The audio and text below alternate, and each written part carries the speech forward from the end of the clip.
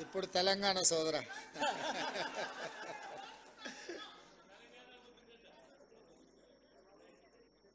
Jawahar Lal Nehru journalist society ఆధ్వర్యంలో ఆనాడు doctor YS Rajasekhara Reddy గారు ఈ సమాజానికి పట్టిన రుగ్మతలను అనుభవిస్తున్న సమస్యలను పరిష్కరించే డాక్టర్లుగా జర్నలిస్టులను గుర్తించి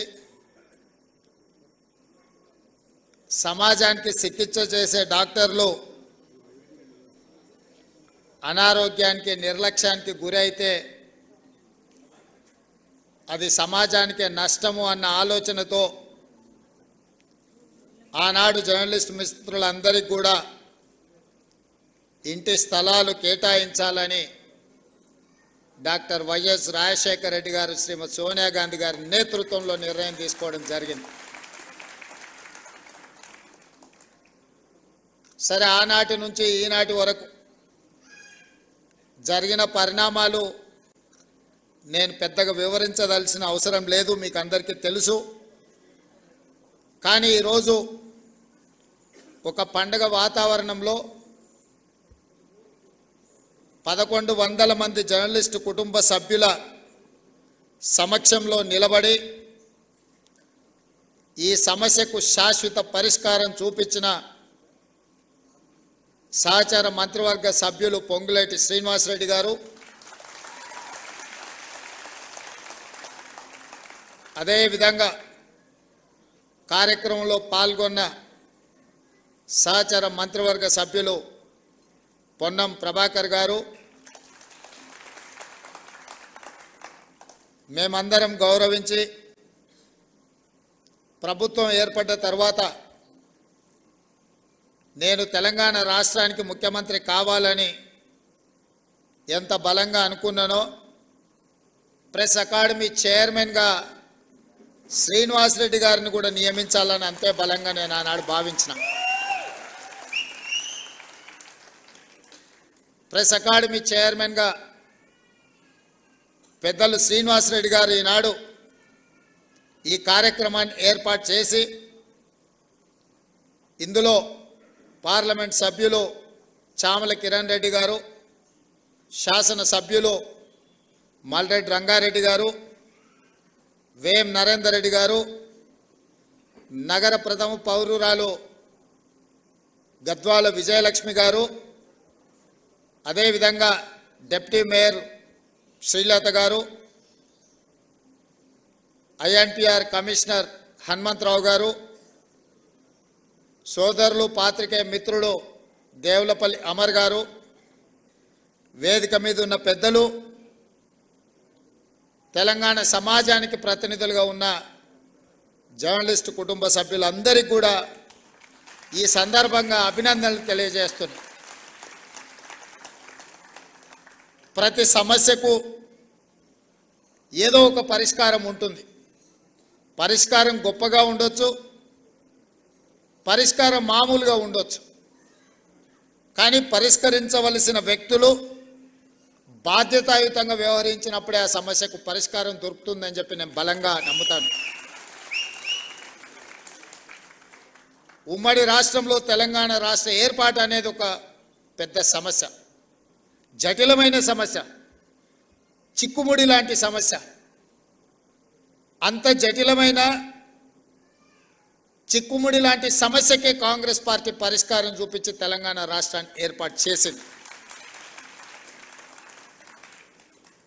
మరి పండిట్ జవహర్లాల్ నెహ్రూ గారి పేరు మీద ఏర్పాటు చేసిన ఈ సంఘము, ఈ భూ కేటాయింపు పండిట్ జవహర్లాల్ నెహ్రూ వారసులుగా శ్రీమతి సోనియా గాంధీ గారి ప్రతినిధులుగా ఈ సమస్యని పరిష్కరించడం మా బాధ్యత అని మేము భావించి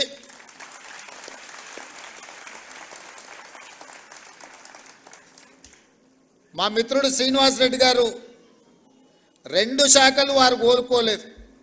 రెవెన్యూ శాఖ వారు కోరుకోలేదు, ఐ&పిఆర్ శాఖ వారు కోరుకోలేదు. ఈ రెండింటిని నేనే వారిని తీసుకోవాలని చెప్పి ఢిల్లీలో చెప్పి వారికి శాఖలను కేటాయించింది. వారు ఆ 2 శాఖలను ఉపయోగించి ఈరోజు మీ సమస్యకు పరిష్కారం చూపించారు.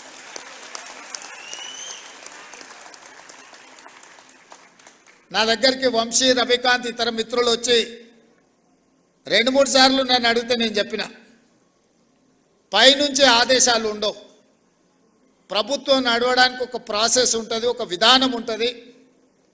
ఆ విధానంలో ఆ సమస్యకు సంబంధించిన ఫైలు ఏ విధంగా ముఖ్యమంత్రి కార్యాలయానికి రావాలనో ఆ విధంగా ఫుల్ షేప్తోని ముఖ్యమంత్రి కార్యాలయానికి ఫైల్ వచ్చిన మరుక్షణం ఇక్కడ మీకు సంబంధించిన సమస్యకు పరిష్కారం దొరుకుతుందని వారికి చెప్పిన, ఆ విధంగా ఫైల్ని బిల్డప్ చేసి ముందుకు తీసుకురండి అని చీఫ్ సెక్రటరీ గారి కాడి నుంచి మంత్రి గారి వరకు సూచన చేసిన. ఈ ఫైల్ ప్రాసెస్లో మీకు తెలుసు, ఈ ప్రాసెస్లో అమలు చేసేటప్పుడు కొంత సమయం పడుతుంది.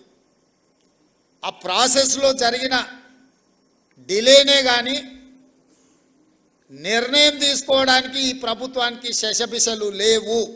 స్పష్టంగా ఫైల్ వచ్చిన మరుక్షణం, ఎందుకంటే ప్రాసెస్లో ఏదైనా తప్పిదం జరిగితే మళ్ళీ ఎవరైనా కోర్టుకు వెళ్ళిందంటే ఇప్పటికే 73 మంది ఈ నిజాన్ని చూడకముందే వారు కన్ను మూసారు.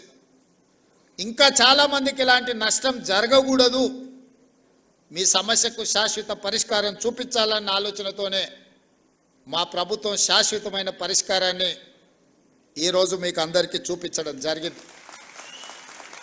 అదేవిధంగా కొన్ని అంశాలు నేనే ప్రస్తావిస్తాము, ఎందుకంటే మీ ముందు కొన్ని అంశాలను ప్రస్తావిస్తే నచ్చినా నచ్చకపోయినా వాటికి ఏమైనా పరిష్కారం దొరుకుతుందేమో అని నేను అనుకున్నా. కానీ పెద్దలు శ్రీనివాసరెడ్డి గారి అనుభవము మమ్మల్ని ఏమీ చెప్పకుండానే నియంత్రించడానికి వారే చాలా విషయాలు ప్రస్తావించి మీ ముందు పెట్టి, జర్నలిస్ట్ అంటే ఏ విధంగా ఉండాలి, ఏ విధంగా ఉంటే ఆ వృత్తి యొక్క గౌరవం పెరుగుతుందో పెద్దలు శ్రీనివాసరెడ్డి గారు మీకు వివరించడం జరిగింది. వారు ఏ అభిప్రాయం అయితే వెలిబుచ్చిందో నేను కొత్తగా చెప్పడానికి, కొత్తగా మీకు విజ్ఞప్తి చేయడానికి ఏమీ మిగలలేదు. వారు ఏ అభిప్రాయం అయితే వెలిబుచ్చిందో మా జర్నలిస్టు మిత్రులకు నా సూచన, ఆ అభిప్రాయంతో మీరు ఏకీభవించి దీన్ని ప్రక్షాళన వైపు మనం అందరం వెళ్లాల్సిన అవసరం ఉన్నది. వృత్తిపరమైన గౌరవం ఎవరు పెంచరు, వృత్తిపరమైన గౌరవాన్ని మనకు మనమే పెంచుకోవాలి. రాజకీయ వృత్తిని సమాజం చాలా చిన్నచూపు చూసే పరిస్థితి వచ్చింది. ఎందుకంటే రాజకీయ నాయకులు, ప్రజాప్రతినిధులు వాళ్ళ అవసరానికి, వాళ్ళ స్వార్థానికి, లేకపోతే వాళ్ళు బంధుమిత్రుల కోసమే పనిచేస్తారని చెప్పి ఒక రకమైన చర్చ ప్రజలలో ఉంది. దాన్ని తగ్గించడానికి వీలైతే అట్లాంటి చర్చనే లేకుండా చెయ్యాలన్న ప్రయత్నంలో భాగంగానే చాలా విషయాలలో పారదర్శకంగా ప్రజాభిప్రాయం మేరకు పాత్రికేయ మిత్రుల యొక్క ఆలోచన విధానాలు కూడా తెలుసుకొని మా ప్రభుత్వం ఈరోజు పనిచేస్తుంది.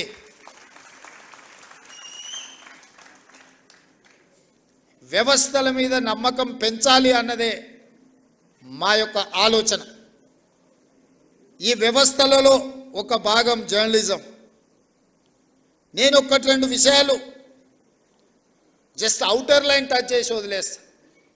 గతంలో శాసనసభ జరిగినప్పుడు జర్నలిస్టులను ఎవరిని లోపలికి రానిచ్చాలన్న చాలా ఇబ్బందికరమైన పరిస్థితులు. ముఖ్యమంత్రి కార్యాలయం దిశగా దేవుడెరుగు గేట్ లోపలికి రావాలంటే కూడా ఎన్నో నిబంధనలు, నియంత్రణలు ఉండే. నేను వచ్చిన వెంబడే స్పీకర్ గారికి రిక్వెస్ట్ నేను చేసిన, మీరు చేయలా, మీ మిత్రులకు కూడా అడిగిన. గతంలో ఉమ్మడి రాష్ట్రంలో ఉన్నప్పుడు అసెంబ్లీ మీడియా కమిటీ అని జర్నలిస్టుల నుంచి ఒక కమిటీ వేసుకొని ఆ కమిటీనే ఏ రకంగా అసెంబ్లీ పాసులు ఇవ్వాలనో వాళ్ళే స్పీకర్ గారితో చర్చించి ఒక నిర్ణయం తీసుకునేది. ఈ మధ్యలో మేము అనుమతిస్తే ఒకే పత్రికకు, ముఖ్యంగా పొలిటికల్ పార్టీ ఓన్డ్ మీడియా, రాజకీయ పార్టీలు వాళ్ళ విధానాలను చెప్పుకోవడానికి ఒకప్పుడు పత్రికలను పెట్టుకున్నారు.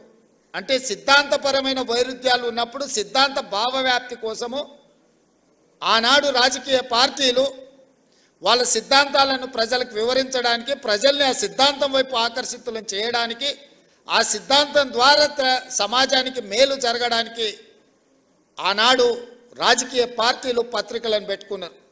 దాంట్లో ప్రథమ కోవాలో కమ్యూనిస్టు సోదరులు వస్తారు. వాళ్ళు ఏ రోజు కూడా సిద్ధాంతపరమైన అంశాలనే ఆ పత్రికలలో రాసేవాళ్ళు, క్రోడీకరించేవాళ్ళు, విశ్లేషించేవాళ్ళు. సమాజంలో ఉన్న సమస్యను ప్రజల యొక్క కోణంలో అందులో రాసేవాళ్ళు. ఎప్పుడు కూడా కమ్యూనిస్టు సోదరుల నేతృత్వంలో ఉన్న పత్రికల మీద తీవ్రమైన ఆరోపణలు కానీ అభ్యంతరాలు కానీ ఎప్పుడు వ్యక్తం అయ్యేటివి కావు. నేను చాలా సందర్భాలలో ఆ జర్నలిస్టు కలిస్తే కూడా వాళ్ళతో సమాచారాన్ని, వాళ్ళ అవగాహనను, వాళ్ళ విశ్లేషణను మేము అడిగి తెలుసుకునేటోళ్ళం. జర్నలిస్ట్గా కార్డ్ హోల్డర్స్ ఉన్నోళ్ళు అందులో జర్నలిస్ట్గా పనిచేసేది. అందులో పనిచేసిన వాళ్ళ తర్వాత కమర్షియల్ పత్రికలకు వచ్చిన కార్డ్ హోల్డర్స్ కొంత వాళ్ళ గౌరవాన్ని కాపాడుకునే ప్రయత్నం చేసేటోళ్ళు.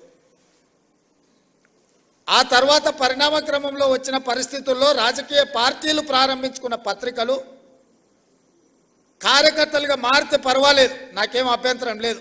వాళ్ళని కార్యకర్తలుగా మేము భావించి సరే ఆ పార్టీ కార్యకర్తలు ఏదో ఒక రూపంలో ఇక్కడికి వచ్చినారు.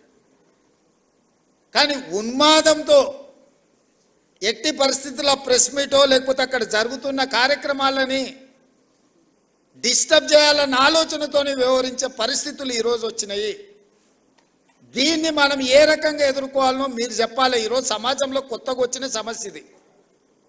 రాజకీయ పార్టీలు పెట్టుకున్న పత్రిక యొక్క పాత్రికేయులు అందరన్నీ నన్ను అందులో కొందరు, ఏ వర్గంలో అయినా కొందరు చేసే పనే అందరికీ అంటుకుంటుంది. అందరు ఆ విధంగా ఉన్నారని నేను అనడం లేదు. కానీ ఆ కొందరిని కూడా ఏ విధంగా మనం ఇవాళ నియంత్రించుకొని ముందుకు వెళ్ళాలనో, ఇవాళ పెద్దలందరూ ఇక్కడ ఉన్నారు. 20 ఏళ్ళు, 30 ఏళ్ళు, 40 ఏళ్ళ అనుభవజ్ఞులు ఉన్నోళ్ళు, జర్నలిజం పట్ల అవగాహన ఉన్నోళ్ళు, మా మాజీ పిసిసి అధ్యక్షులు, ప్రభుత్వ ప్రత్యేక సలహాదారు మా పెద్దలు కె కేశవ్ గారు కూడా మీ సామాజిక వర్గం నుంచి వచ్చినవాడు. ఇవాళ వాళ్ళ కూతురుగా మేయర్గా వారు ఇక్కడ ఉన్నారు. ఈరోజు నిజంగా మీరు ఆలోచన చేయండి. గతంలో సెక్రటేరియట్ ప్రజాప్రతినిధులుగా మేమే పోయేవాళ్ళం కాదు. ఇవాళ సెక్రటేరియట్లో ముఖ్యమంత్రి కార్యాలయానికి జర్నలిస్టులు వచ్చి కూర్చొని, అది చిట్ చాట్ కావచ్చు, లేకపోతే ఇంకేదైనా విషయం కావచ్చు, లేదా పత్రికా సమావేశాలను కూడా సెక్రటేరియట్లో పెట్టి మిమ్మల్ని అందరినీ పిలిచి ప్రభుత్వం అధికారిక కార్యక్రమాలను అక్కడి నుంచి మీరు రాసే విధంగా ఈరోజు మా ప్రభుత్వంలో తీసుకొచ్చిన మార్పు, ఈ మార్పు మీకు చేరిందనే, ఈ మార్పును మీరు గుర్తించిందనే నేను భావిస్తున్నా. కానీ ఈ మార్పు సమాజానికి నష్టాన్ని, మా కష్టాన్ని తెచ్చేదిగా ఉండకూడదు. కొన్ని రాజకీయ పార్టీలకు సంబంధించిన పాత్రికేయ మిత్రులు, కొంతమంది మంత్రుల కార్యాలయాలు లేకపోతే ఇతర దగ్గర ఒకేసారిగా చాలామంది వచ్చి అక్కడ కూర్చొని అక్కడ ఉన్న జరగని వాటిని జరిగినట్టుగానో లేకపోతే జరిగితే బాగుంటుందని కొంతమందిని పాసులు ఇచ్చి తీసుకొచ్చి లోపలికి తీసుకొచ్చి అనవసరమైన రాద్ధాంతాలను సృష్టించే ప్రయత్నాలు చేస్తున్నారు. మరి ఇట్లాంటి వాటిని ఎట్లా నియంత్రించాలనో మీరే నిర్ణయించి మీరే వాటిని ఏదో ఒక రకంగా ఒక కొలిక్కి పట్టుకురావాలి. అసెంబ్లీలో పాసులు ఇచ్చినా కూడా అవసరానికి మించి వాళ్ళే వచ్చి ప్రెస్ మీట్ పెడితే కూడా గుర్తింపు పొందిన జర్నలిస్టులకు కుర్చీ దొరకదు. వాడు యూట్యూబ్ అంటాడు, వాడు ఆ ట్యూబ్ అంటాడు, వాడు యూట్యూబ్ అంటాడు, వాడు వచ్చి మొదటి సీట్లలో కూర్చుంటాడు. వాళ్ళు ఏం అడుగుతారో వాళ్ళకి మేము ఏం చెప్పాలో మాకు అర్థం కాదు. ఇది మాకే కాదు, మీకు కూడా. నాకు తెలిసి ఒకప్పుడు నేను చాలామంది జర్నలిస్ట్ మిత్రులు నాకు ఉన్నారు. సీనియర్ జర్నలిస్ట్ రాగానే లేచి కూర్చొచ్చి వీళ్ళు వెనక్కి పోయి కూర్చునేటోళ్ళు. మేము పత్రికా సమావేశం పెడితే కూడా ఒకవేళ డెస్క్ ఇన్ఛార్జీలు లేకపోతే మీ దాంట్లో సీనియర్ జర్నలిస్టులు వస్తే, వేరే సంస్థకి సంబంధించిన జర్నలిస్ట్ వస్తే కూడా లేచి జూనియర్స్ లేచి ముందు వరుస వాళ్ళకి ఇచ్చి వీళ్ళు వెనక్కి పోయేటోళ్ళు. ఇప్పుడు విపరీతం ఎట్లయిపోయిందని అంటే అసలు కంటే కొసరోళ్ళది ఎక్కువైపోయింది. ఎవరిది ఏ ట్యూబో తెలుస్తలేదు మాకు. ఇక ఆ ట్యూబ్లో ఎక్కడికంటే అక్కడికి వెళ్ళిపోయి ఏది పడితే అది మాట్లాడితే అక్కడ ఉన్న ప్రజలు ఏమన్నా అంటే చూసిరా జర్నలిస్టుల మీద దాడి అని. జర్నలిస్ట్ అనే పదానికి డెఫినేషన్ ఏదో మీరు డిసైడ్ చేయండి. మేము ఎవరిని జర్నలిస్ట్గా చూడాలో మీరు చెప్పండి. ఎవడు దోస్తే వాడు ట్యూబ్ పెట్టుకొని ఆ ట్యూబ్లో పెట్టుకొని వాడి మెడలో పట్టేసుకొని మెడలో ఇది కట్టుకొని వాడు నేను ట్యూబ్కో జర్నలిస్ట్ అని బయలుదేరితే వాళ్ళు వ్యవహరించే విధానాన్ని బట్టి ప్రజలు వ్యవహరిస్తారు. ఏది పడుతుంది మధ్యలోనే అడ్డం దొడ్డం మాట్లాడి ఏదైనా ఏమన్నా అంటే చూసారా జర్నలిస్టుల మీద. సో ఈ విధానానికి ఎక్కడో ఒక దగ్గర పులి స్టాప్ పెట్టాలి. దీన్ని ఆలోచన చేయాల్సింది మీరే. ఎందుకంటే ఇంతకంటే పెద్ద సందర్భం నాకు దొరకదు మీకు ప్రభుత్వం వైపు నుంచి కానీ ప్రజాప్రతినిధిగా మేము ఎదుర్కొంటున్న సమస్యల్ని మీ దృష్టికి తీసుకురావడానికి ఇంతకంటే మంచి అకేషన్ ఏముండదని నేను భావిస్తున్నా. అక్రిడేషన్ కార్డుల గురించి పెద్దలు శ్రీనివాసరెడ్డి గారు చెప్పారు. ఇద్దరు శ్రీనివాసరెడ్డి స్క్వేర్ ఈరోజు మీ సమస్యల్ని మీ ముందర పెట్టారు. నిజమైన జర్నలిస్టును ఒక్కరిని కూడా అగౌరవపరచాలన్న ఆలోచన కానీ వాళ్ళకి అక్రిడేషన్ కార్డులు కానీ ఆరోగ్య భద్రత కార్డు కానీ ఇంటి పట్టాల విషయంలో కానీ మీకు ఎలాంటి నష్టం జరగకుండా చూసే బాధ్యత ఈ ప్రభుత్వం అని చెప్పి నేను మీకు మాట ఇస్తున్నా. కానీ ఎట్ ద సేమ్ టైం ఈ ప్రభుత్వం ఎదుర్కొంటున్న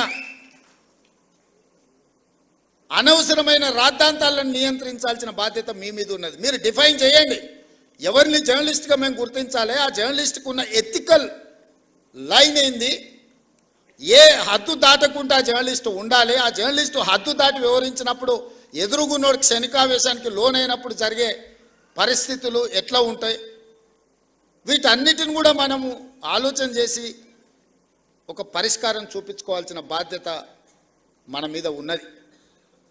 నేను ఇంకొక మాట కూడా చెప్పదలుచుకున్నా. ఈరోజు సిద్ధాంతాలు రాసుకోవాల్సిన పత్రికలు ఇష్టారాజ్యంగా అసలు ఏ భాష వాడాలనో జర్నలిస్టులకు కూడా కొన్ని నిబంధనలు ఉన్నాయి కదా. అసెంబ్లీలో మేము ఏదైనా మాట్లాడితే రికార్డుల నుంచి తొలగించడమనో లేకపోతే ఈ భాషకు పద్ధతి లేదనో మనం పార్లమెంటరీ వ్యవస్థలో మనం అనుకుంటున్నాం కదా. మరి పత్రికలకు జర్నలిస్టులకు ఏ భాష రాయాలా, ఎలాంటి భాష వాడాలి, ఏ పదప్రయోగం హోదాని బట్టి రేవంత్ రెడ్డి మీకు నచ్చకపోవచ్చు యాజ్ ఎ ఇండివిజువల్, కానీ Revanth Reddy is Telangana chief minister. Telangana chief minister అనేది ఒక గౌరవప్రదమైన హోదా. ఒక జర్నలిస్ట్ అనేది ఒక గౌరవప్రదమైన హోదా. వ్యక్తితో నీకు నచ్చవచ్చు నచ్చకపోవచ్చు, ఆ హోదా మనమందరు ప్రజలందరూ కలిసి ఇస్తే వచ్చిన హోదా. ఆ హోదాని గౌరవించాల్సిన బాధ్యత ఆ పత్రికలకు కానీ ఆ పత్రిక యజమానుల ముసుగుల్లో ఉన్న రాజకీయ పార్టీ నాయకులకు కానీ ఉండదా? వాళ్ళకి లేనప్పుడు మేమెందుకు పాటించాలా అనేది నా ప్రశ్న. వాళ్ళు ఆ బాధ్యతను మరిచి అసభ్యంగా వ్యవహరించి అసందర్భమైన అంశాలను ప్రస్తావిస్తే న్యాచురల్గా రియాక్షన్ ఉంటుంది. ఆ రియాక్షన్ని మొత్తం జర్నలిస్టులకు మీరు ఆపాదించుకోకండి. దయచేసి వేదిక మీద నుంచి మీడియా మిత్రులకు నా విజ్ఞప్తి ఒక్కటే, ప్రజల కోసం ప్రజల మధ్యలో ఉండి ప్రజా సమస్యల్ని వెలికితీసే జర్నలిస్టులు ఒక వర్గం అయితే, కేవలం రాజకీయ పార్టీ యజమానిని రక్షించడానికి ఆ యజమానికి మొత్తం వ్యవస్థను అప్పచెప్పడానికి ప్రయత్నం చేస్తున్న వాళ్ళు ఇంకొక కోవా. ఈ రెండింటిని మీరు విడదీయండి. ఈ రెండింటిని కలగాపులగం చేయడం ద్వారా నిజమైన జర్నలిస్టుకు నష్టం జరుగుద్ది. ఆ నష్టం జరగకుండా ఉండడానికి అవసరమైన ప్రణాళికలు మీరు సిద్ధం చేయండి అని చెప్పి నా వైపు నుంచి విజ్ఞప్తి. అసెంబ్లీలోకైనా లేకపోతే సెక్రటేరియట్లోకైనా ప్రభుత్వ కార్యాలయాల్లోకైనా మిమ్మల్ని అనుమతించడానికి ఎలాంటి అభ్యంతరం లేదు. దానికి సరైన కార్డు తీసుకోండి, సరైన విధానాన్ని తీసుకొని రండి. నేను మా మంత్రి గారికి సూచన చేస్తున్నా. నెక్స్ట్ స్టెప్ అదే. సెక్రటేరియట్కి ఎవరు రావాలి, ఎవరికి పాసులు ఇవ్వాలి, ఏ పత్రిక సర్క్యులేషన్ బట్టి ఎంతమందికి పాసులు ఇవ్వాలి. మీరు నిబంధన పెట్టుకోకపోతే పేపర్ మీద ఉండే పత్రికోడు కూడా 10 మాకు పాసులు కావాలంటారు, ఒత్తిడి తీసుకొస్తున్నారు. ప్రజలలో ఉండే పత్రికలకు పేపర్ మీద ఉండే పత్రికలకు ఉన్న తేడాను కూడా మీరే డిఫైన్ చేసుకోండి. అసెంబ్లీకి కూడా ఎంత సీనియర్ వాళ్ళు పార్లమెంట్లో నేను అప్పుడు ఎంపీని కాదు కానీ ఎమ్మెల్సీగా ఎమ్మెల్యేగా పార్లమెంట్కి పోయినప్పుడు సీనియర్ జర్నలిస్టులు మన తెలుగు వాళ్ళు కూడా సెంట్రల్ హాల్కి వచ్చేది. సెంట్రల్ హాల్లో ఎమ్మెల్యేలు కూడా అనుమతి తీసుకోవాలంటే సపరేట్ పాస్ తీసుకొని పోవాల్సి వచ్చేది. ఎంపీలు ఎక్స్ఎంపీలు వాళ్ళకి మాత్రమే సెంట్రల్ మినిస్టర్స్కి అనుమతి ఉండే, స్టేట్ మినిస్టర్స్ కూడా పాస్ తీసుకొని పోవాలి. కానీ జర్నలిస్టులకు పర్మనెంట్ పాస్ ఉండేది సెంట్రల్ హాల్లో. నేను ఒకసారి అనుకున్న ఒక జర్నలిస్ట్కు పాస్ ఇచ్చిన మాకెందుకు ఇయ్యారా అని. అంటే వాళ్ళు 20-25 ఇయర్స్ వాళ్ళు ఈ ప్రొఫెషన్లో ఉండరు, వాళ్ళు దీన్ని అగౌరవపరచరు, వాళ్ళు ఒక గౌరవప్రదంగా దీన్ని కాపాడతారు కాబట్టి వాళ్ళకి సెంట్రల్ హాల్కి అనుమతి ఇచ్చిందని ఆ రోజు చెప్పారు. అంటే జర్నలిస్టులకు పార్లమెంటరీ పార్టీ వ్యవస్థలో ఎంత ప్రాధాన్యత ఉండే దీన్ని బట్టి మీరు అర్థం చేసుకోండి. ఇవాళ అసెంబ్లీలో కానీ సెక్రటేరియట్లో కానీ ముఖ్యమంత్రి కార్యాలయంలో కూడా మిమ్మల్ని నియంత్రించాల్సిన అవసరం లేదు. మీరు ఆ సీనియారిటీని, ఆ ఎక్స్పీరియన్స్ను, ఆ పత్రికకున్న ప్రాధాన్యతను మీరు డిఫైన్ చేసుకోండి.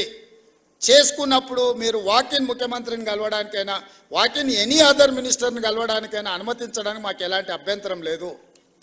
On record, of the record అనుకున్నప్పుడు మనం కొన్ని పాత్రికా మిత్రులతో జనరల్ చిట్ చాట్ చేస్తాం. వాళ్ళు కొన్ని అవి ప్రస్తావించరు, అంటే డిఫర్ అయినా కూడా ప్రస్తావించరు. మనం ఆఫ్ ద రికార్డ్ అని ఏదైనా వాళ్ళతో షేర్ చేసుకుంటే జస్ట్ పరిస్థితులు మనం చర్చించుకున్నాం. నిజంగా ఆ జర్నలిస్టు ఒకవేళ ఇక్కడి నుంచి ఇంకొక దగ్గరికి మారినా పాతకాలం వాళ్ళు దాన్ని ఆ లైన్ పెట్టుకునేటోళ్ళు, ఆ థిన్ లైన్తోని వ్యవహారం చేసేవాళ్ళు. ఇప్పుడు అట్లా లేకుండా పోయింది. అనకున్నా అన్నరాను, లేకపోతే ఏదైనా జనరల్ చిట్ చాట్కి వస్తే నాకు ఒక బ్యాడ్ ఎక్స్పీరియన్స్ ఉంది. జనరల్ చిట్ చాట్ ఎప్పుడో గాంధీ భవన్లో వేస్తే ఎవరో జర్నలిస్టులే ఉన్నారు అందరు, మరి అది రికార్డ్ చేసుకొని బయటికి పోయారు అనెతికల్గా.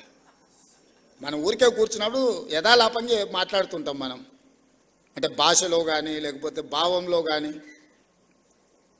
పెద్ద అటెన్షన్ రాజేమో, అంతా మనమే ఫ్రెండ్స్ లాగా ఏదో నవ్వుకో. అది రికార్డ్ చేసుకెళ్ళి ఇవ్వడం అనేది అదేమన్నా భావ్యమా? దాంతోనే మీ ఎవరితోనే ఏమైనా మాట్లాడాలంటే ఉన్నంతసేపు జాగ్రత్తగా ఉండాల్సిన పరిస్థితి అట్లాంటి దాంట్లో వచ్చింది. మాకేం వేరే మిమ్మల్ని ఏదో దూరం పెట్టాలనో మీతో మాట్లాడొద్దని కాదు. ఎవరిని అకౌంటబుల్ ఫిక్స్ చేస్తాం నాకు తెలిసి ఎవరో కూడా, కానీ వాళ్ళని అన్నం అనుకో అది ఇంకొక చర్చకు దారితీస్తుంది. సో ఇట్లాంటివి అన్నిటిలో కూడా ఈరోజు సీనియర్స్ అందరు ఉన్నారు, సీనియర్స్ సిన్సియర్స్ కావాల్సిన వాళ్ళు అందరు ఉన్నారు. మీరు ఒక లైన్ పెట్టుకోండి. మీ ఆరోగ్య భద్రత కార్డు, మన ఢిల్లీ పోయినప్పుడు ఢిల్లీ హాస్పిటల్స్లో మేమేమో కార్డు అక్కడ ఉంది, మేమేమో ఢిల్లీలో ఉన్నాం, మాకు ఢిల్లీలో ఏదన్నా హెల్త్ ఇష్యూ వస్తే హాస్పిటల్కి పోలేకపోతున్నాం అన్నారు. ఇమ్మీడియట్గా రెసిడెంట్ కమిషనర్ పిలిచి ఢిల్లీ హాస్పిటల్లో కూడా వాళ్ళకి ఏం కావాలనో చేయండి, ఒకవేళ అక్కడ కాకపోతే సీఎం రిలీఫ్ ఫండ్ కానీ ఏం కావాలంటే వాళ్ళకి చేయాలని చెప్పేసి వచ్చింది. ఎందుకంటే మీ మేనేజ్మెంట్ ఇక్కడ ఉంది, మీ మేనేజ్మెంట్ తరఫున వాళ్ళు ఢిల్లీలో పనిచేస్తున్నారు. ఢిల్లీలో చిన్న చిన్న ఆరోగ్య సమస్యలు వస్తే హైదరాబాద్కి వచ్చి ట్రీట్మెంట్ చేయించుకుంటే అంతకంటే ఎక్కువ ఖర్చు అవుతుంది. అందుకోసం ఢిల్లీలో ఉండే అపోలోలో వాళ్ళకి ఏ విధంగా వైద్యాన్ని అందించాలో మాట్లాడి ఢిల్లీ అపోలోలో వాళ్ళకి ట్రీట్మెంట్ చేయడానికి అవసరమైన చర్యలు తీసుకోండి అని రెసిడెంట్ కమిషనర్ చెప్పొచ్చినాను. వాళ్ళు ఎప్పుడు ఏ ఇష్యూ వచ్చినా వాళ్ళని అడ్రస్ చేయండి, వాళ్ళకి కావాల్సిన సమస్యను పరిష్కరించండి. తెలంగాణ భవన్కి వస్తే వాళ్ళకి కూర్చోవడానికి కానీ మంచి చెడ్డకు ఒక మంచి ప్రాపర్ వాళ్ళకి ఇది ఇవ్వండి అని చెప్పి రెసిడెంట్ కమిషనర్ చెప్పొచ్చింది. నేను ఇక్కడున్న కమిషనర్ కూడా మీ సమస్యలు మా పెద్దలు మిత్రుడు శ్రీనివాసరెడ్డి గారికి నేను సూచన చేస్తున్నా. వీళ్ళ అక్రిడేషన్ కార్డులు కానీ భద్రత హెల్త్ ఇష్యూలో కానీ ఇట్లాంటి ఇష్యూస్ ఏమున్నా శాశ్వత పరిష్కారం ఒక గైడ్లైన్స్ పెద్దలు శ్రీనివాసరెడ్డి గారు చెప్పినట్టు చిన్న పత్రికలు, మధ్య తరహా పత్రికలు, పెద్ద పత్రికలు వీటిని ఏ విధంగా డిఫైన్ చేయాలి, గవర్నమెంట్ ఆఫ్ ఇండియా గైడ్లైన్స్ ఏంది, election commission of India guidelines ఏంది, పత్రికలు అంటే ఏంది, పొలిటికల్ పార్టీ ఓన్డ్ జర్నలిజం ఏంది, ఆ పత్రికలు ఏంది అనే దాంట్లో కూడా డెఫినేషన్స్ ఉన్నాయి. వాటి అన్నిటిని క్రోడీకరించి కొత్త విధి విధానాలను తయారు చేయండి. మీరు ఇచ్చిన విధి విధానాల మీద చర్చ చేసి క్యాబినెట్లో అప్రూవల్ ఇచ్చి దానికి చట్టబద్ధత కల్పించే బాధ్యత నాది. ఎందుకంటే కొన్ని పనులు ఆటోమేటిక్గా జరిగిపోవాలి. ఒకసారి ఒక రూల్ ఫ్రేమ్ చేసుకొని గైడ్లైన్స్ ఫ్రేమ్ చేసుకుంటే ఆ ఫ్రేమ్లోకి వస్తే ఆటోమేటిక్గా పని జరిగేటట్టు. ప్రతిసారి మళ్ళీ రావాలా, అడగాల, ప్రతి వ్యక్తిని నేను ఎగ్జామిన్ చేయాలనేది పరిస్థితి ఎందుకు? ఒక సిస్టమ్ తయారు చేస్తే సిస్టమ్ ఆటోమేటిక్గా దాని ప్రాసెస్లో అది నడవాలి అనేది, వ్యవస్థల్ని రివైవ్ చేయాలనేది నా ఆలోచన. అన్ని శాఖలలో గంటల కొద్దీ ఈరోజు సమీక్షలు చేస్తున్నది. దెబ్బతిని ఈరోజు వ్యవస్థలు కూలిపోయే పరిస్థితి వచ్చింది కాబట్టి ఆ వ్యవస్థల్ని నిలబెట్టడానికి, వాటిని బలోపేతం చేయడానికి, వాటిని నడిపించడానికి విధి విధానాలు ఖరారు చేస్తున్నాం. మనకు టూరిజం పాలసీ లేదు, ఎనర్జీ పాలసీ లేదు, స్పోర్ట్స్ పాలసీ లేదు. ఇట్లా చెప్పుకుంటూ వెళ్తే 10 సంవత్సరాల తెలంగాణకే పాలసీ లేదు. పాలసీ లేకపోవడం కూడా ఒక పాలసీ కింద భావించారు కొంతమంది. అట్లాంటి పరిస్థితి నుంచి ఒకటొకటిగా పరిష్కరించుకుంటూ విధి విధానాలను ఖరారు చేస్తూ మన ఎదురుకు వచ్చిన సమస్యను తాత్కాలికంగా పరిష్కరించడం కాదు, శాశ్వతంగా దానికి విధి విధానాలను రూపొందించండి అని చెప్పి అన్ని శాఖలను సమన్వయం చేసుకుంటూ ఈరోజు ముందుకు వెళ్తున్నాము. అనుకున్నంత ఆశామాసి కాదు ఈ ప్రభుత్వ వ్యవహారంలో బండి నడపడం. మీకు తెలియంది కాదు, మీరు అందరు కూడా చూసినారు. దానికి ఒకసారి ఎనుకో ముందో అవుతుంది. కొంతమంది అధికారులకు విధానం 10 సంవత్సరాలు ఒక సిస్టంలో పనిచేస్తే ఓవర్ నైట్ ఆ సిస్టమ్ అంతా మార్చాలనుకుంటే కూడా కొన్నిసార్లు వాళ్ళకి అర్థం కాదు కదా, అర్థం కావడానికి కూడా కొంత సమయం పడుతుంది. వాళ్ళు అనుకుంటారు 10 నెలలు అయితే వారే అవుతుండొచ్చు అని కూడా ఎదురు చూస్తుంటారు కొంతమంది. ఎందుకు అని అంటే ఆ 10 ఏళ్ళు అట్లా చూసినాం, సార్ ఏదో కొత్తలో ఊపులో ఉన్నట్టున్నాడు కానీ సార్కి కూడా తత్వం బోధపడుతుందో 10 నెలలు అయితే అనుకునేటోళ్ళు కూడా ఉంటారు. అట్లాంటివి ఏముండవు మిత్రులారా. మేము మీలో ఒకరమే. మీ సమస్యలను పరిష్కరించే బాధ్యత మాది. అదేవిధంగా ఇంకొక మాట చివరగా నేను ఒక మాట చెప్పదలుచుకున్న, సార్ అన్నీ చెప్పిండు కానీ మేము అడిగింది కానీ మేము కోరుకుంటున్నది చెప్తలేడని అనుకుంటున్నారు. మా సీనియర్ నేను ప్రెస్ అకాడమీ దగ్గర ట్రైనింగ్ పెట్టాలన్నా, క్లాసులు పెట్టాలన్నా, ఏదైనా చేయాలన్నా చిల్లి గవ్వ చేతిలో లేదు. ఈ నుంచి పోతే మళ్ళీ పాత రోజులే అన్నట్టుగా ఉంది అని మా సీనియర్ మనసులో ఉంది. అందుకే ప్రెస్ అకాడమీ దగ్గర ఒక 10 కోట్ల రూపాయలు మీ దగ్గర పెట్టుకోండి. మీకు కావాల్సిన ట్రైనింగ్ కానీ, ఫిలాసఫీ కానీ, ఐడియాలజీని కానీ, నేను మీ ఐడియాలజీ ఉన్న వాళ్ళని మారమని నేను చెప్పడం లేదు. నా జాబ్ అది కాదు. మీ లైక్లు డిస్లైక్లు ఇండివిజువల్గా ఒక రకం, మనం ఉన్న కుర్చీలో ఉండే బాధ్యత ఇంకొక రకము, మన యజమానులకు ఒక ఆలోచన ఉంటుంది. ఇవన్నీ సమన్వయం చేసుకునే బాధ్యత మీదే. కాబట్టి మీకు సంబంధించిన ప్రెస్ అకాడమీ రిలేటెడ్లో ఒక 10 కోట్ల రూపాయలు స్పెషల్ డెవలప్మెంట్ ఫండ్ ముఖ్యమంత్రి విచక్షణ అధికారంతో ఉండే దాని నుంచి ఒక 10 కోట్ల రూపాయలు కేటాయించే బాధ్యత తీసుకుంటా. అదేవిధంగా ఈ 1100 మందికి ఇచ్చారు కానీ ఇంకా 2000 3000 జర్నలిస్టులు ఉన్నారు. మా వాళ్ళు అప్పుడప్పుడు కలిసినప్పుడు, సార్ రాష్ట్ర విభజన అయింది, అటుపక్క పోయిన వాళ్ళకు కూడా ఇటుపక్క ప్లాట్లు వచ్చినాయి, మొత్తం ఇటుపక్క ఉన్న వాళ్ళకు రాలేదని కూడా మా మిత్రులు అప్పుడప్పుడు నా చెవిలో చెప్తుంటారు.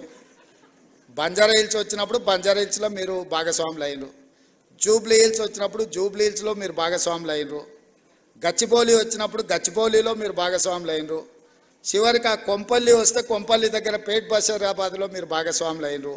ఇప్పుడు మా తెలంగాణ రాష్ట్ర ప్రభుత్వం ఫ్యూచర్ సిటీ తెచ్చుకుంటుంది కదా, డెఫినెట్గా ఫ్యూచర్ సిటీలో మీరు భాగస్వాములు అవుతారు.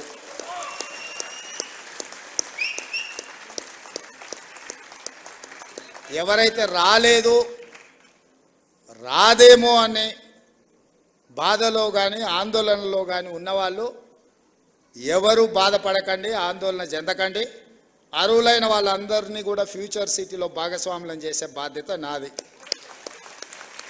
మరి ఇప్పుడు ఆ ఫ్యూచర్ సిటీ మీద అయినప్పుడు దాని నిర్మాణానికి కావాల్సిన నిర్మాణ కార్యక్రమాలన్నీ కూడా అది నిర్మించడానికి అవసరమైన కార్యక్రమాన్ని ప్రొఫెషనల్ స్కీమ్స్ కూడా మీరే తీసుకెళ్ళాలి. ఎందుకంటే అది ఎంతో ప్రమోట్ అయితే మీకు కూడా ఎంతో కొంత అందులో స్టేక్ హోల్డర్స్ అవుతారు. ఇప్పుడు ఇంతకుముందే మా సీనియర్ అన్నాడు, లక్షాధికారులు కాదు ఇప్పుడు ఇచ్చేది కోటీశ్వరులు అని చేసిందని. రేపు పొద్దుగాల అక్కడ కూడా మీరు కోటీశ్వరులు కావాలంటే ఆ ప్రాంతం కూడా అభివృద్ధి చెందాలి. 4th సిటీ చాలాసార్లు చెప్పినా మళ్ళొకసారి చెప్పదలుచుకున్నాం, ఎందుకంటే పదే చెప్పడం ద్వారా అయినా ప్రజలకు చేరుతుందని. కులీ కుతుబ్ షాహీలు నిజాం హైదరాబాద్ నగరాన్ని నిర్మించింది, అది మొదటి నగరం. నిజాం అండ్ బ్రిటిషర్స్ కలిసి సికింద్రాబాద్ నగరాన్ని నిర్మించింది, అది 2వ నగరం. చంద్రబాబు నాయుడు రాజశేఖర్ రెడ్డి కలిసి సైబరాబాద్ నిర్మించింది, అది 3వ నగరం. ఇప్పుడు మనందరం కలిసి 4వ నగరం 4th city, that is called future city, అది మనందరం కలిసి నిర్మిద్దాం. మీరందరూ భాగస్వాములు అందులో. మీ అందరి తరఫున ప్రతినిధిగా నేను పనిచేస్తా. మనకు 4వ నగరం అవసరం ఉంది. భవిష్యత్ అవసరాలను దృష్టిలో పెట్టుకొని ఆ ఫ్యూచర్ సిటీలో అన్నీ ఉండే విధంగా, అన్నిట్లలో 4th ఎస్టేట్ అయిన జర్నలిస్టు లేకపోతే అది ఇన్కంప్లీట్ అవుతుంది. డెఫినెట్గా మిమ్మల్ని అందరిని కూడా అక్కడికి తీసుకెళ్లే బాధ్యత నాది. దాన్ని అద్భుతమైన నగరానికి ప్రపంచంలోనే పోటీ పడే నగరంగా తీర్చిదిద్దాల్సిన బాధ్యత మీది. మనం అందరం అనుకుంటే 4th సిటీని ఫ్యూచర్ సిటీని నిర్మించుకోవడం పెద్ద విషయం కాదు. 100% దాన్ని అద్భుతమైన నగరంగా నిర్మించుకుందాం. ఆ అద్భుతమైన నగరంలో మనం అందరం భాగస్వాములం అవుదాం. ఎవరెవరైతే రాని వాళ్ళు లేకపోతే మిగతా ఇష్యూస్ ఉన్నాయో, మా పొన్నం ప్రభాకర్ గారు పక్క నుంచి చిట్టి పంపిస్తున్నాడు, రూరల్లో ఉన్న వాళ్ళకి, మండల స్థాయిలో ఉన్న వాళ్ళకు కూడా, డిస్టిక్ లెవెల్లో ఉన్న వాళ్ళకు కూడా చేయాలి అని తప్పకుండా వాళ్ళకు కూడా చాలా వరకు ఇచ్చిండ్రు. ఇంకా ఇయ్యని వాళ్ళు ఏదైనా ఉంటే కూడా జిల్లాల నుంచి కూడా సమాచారం తెప్పించుకుంటాం. వాళ్ళందరినీ కూడా గౌరవప్రదంగా మీ వృత్తిలో మేము జర్నలిస్ట్ అని మీరు గౌరవంగా చెప్పుకునే విధంగా మీ అవసరాలను మీ సమస్యల్ని పరిష్కరించడానికి ఈ ప్రభుత్వం పనిచేస్తుంది. చివరగా నా విజ్ఞప్తి ఒక్కటే, రాజకీయ నాయకులు పాత్రికేయ మిత్రులు ఒకరినొకరిని గౌరవించుకున్నప్పుడు ఈ సమాజం మనల్ని గౌరవిస్తుంది. మేము మిమ్మల్ని కించపరిచినా మీరు మమ్మల్ని కించపరిచినట్టు రాతలు రాసిన ఇది ఇరుపక్షాలకు నష్టము. మా వృత్తి ధర్మాన్ని మేము నెరవేరుస్తాం, మీ వృత్తి ధర్మాన్ని మీరు నెరవేర్చండి. తప్పకుండా మళ్ళీ మీ సమస్యల పరిష్కారం కోసం అదేవిధంగా ఒక కమిటీని ఏర్పాటు చేసి తర్వాత డీటెయిల్గా డిస్కషన్ చేయడానికి మా మిత్రుడు శ్రీనివాసరెడ్డి గారికి బాధ్యతలన్నీ అప్పచెప్తున్నా. వారితో కూర్చొని మాట్లాడుకొని ఈ శ్రీనివాసరెడ్డి గారి సహకారంతో ఆ శ్రీనివాసరెడ్డి గారి నిర్ణయాలతోని మళ్ళీ ఫైల్ తీసుకొని రాండి. తప్పకుండా మీ అందరికీ మంచి జరుగుతుందని తెలియజేస్తూ మీ అందరి దగ్గర సెలవు తీసుకుంటున్నాను. సీనాన్ అకాడమీ బిల్డింగ్ కంప్లీట్ అయింది, దీని ప్రారంభోత్సవం అంటుండు. డెఫినెట్గా ఏ కార్యక్రమం ఉన్నా నేను వస్తూనే ఉంటాను. భాస్కర్ గారు